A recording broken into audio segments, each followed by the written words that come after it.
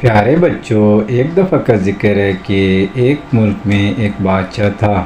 بادشاہ بہت ہی رحم دل تھا، سبھی لوگ اس سے بہت خوش تھے۔ وہ سبھی لوگوں کی بہت مدد کرتا تھا۔ اس کی ساری رعایا اس سے بہت خوش تھی اور اس کی بہت تعریفیں کرتی تھی کہ ہمارا بادشاہ بہت ہی رحم دل ہے۔ ایک دن بادشاہ اپنے محل سے باہر آیا اور ادھر ادھر گھومنے لگا۔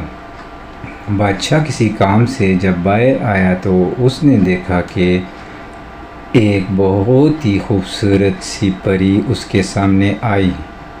پری نے بادشاہ سے کہا، پیارے بادشاہ، آپ بہت ہی رحم دل ہو اور سبھی لوگ آپ سے بہت خوش ہیں، کیا آپ مجھے پانی پلا سکتے ہو؟ بادشاہ نے پری کو پانی دیا۔ پری بہت ہی خوش ہوئی اور اس نے بولا، پیارے بادشاہ، کیونکہ آپ ایک رحم دل انسان ہو اور سب کی مدد کرتے ہو تو میں آپ کو ایک گفٹ دینا چاہتی ہوں۔ آپ کوئی بھی خواہش کریں، میں آپ کی خواہش پوری کروں گی۔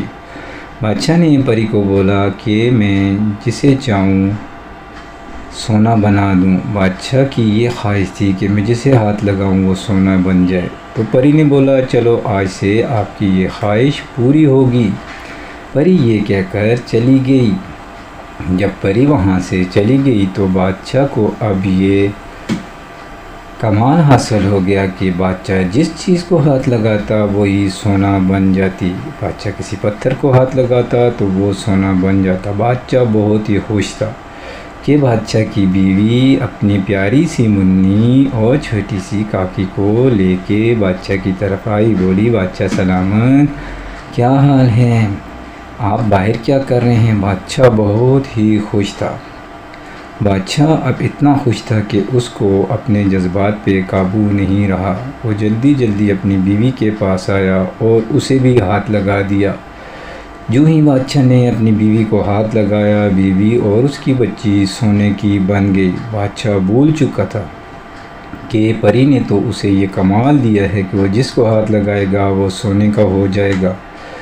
بادشاہ جو ہی اپنے جذبات پہ قابو نہ پا سکا تو اس نے اپنی بیوی کو ہاتھ لگایا، وہ بھی سونے کی ہو گئی۔ بادشاہ بہت پچھتا رہا تھا۔ پری کو اس نے دوبارہ بلایا۔ پری کو اس نے بولا، پیاری پری، مجھ سے یہ کمال واپس لے لو۔ میں نہیں چاہتا کہ میں جس چیز کو ہاتھ لگاؤں وہ سونے کی ہو جائے، کیونکہ میری پیاری بیٹی اور میری بیوی ابھی سونے کی بن گئی ہے۔ پری نے اس سے یہ کمال واپس لیا اور بادشاہ نے دوبارہ اپنی بیوی کو ہاتھ لگایا تو وہ نارمل ہو گئی جیسے پہلے تھی۔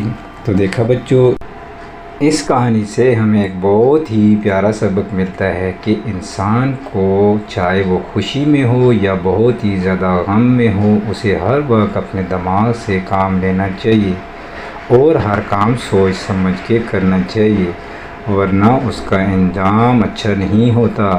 پیارے بچوں، چینل کو ضرور سبسکرائب کر لیں۔ Thank you.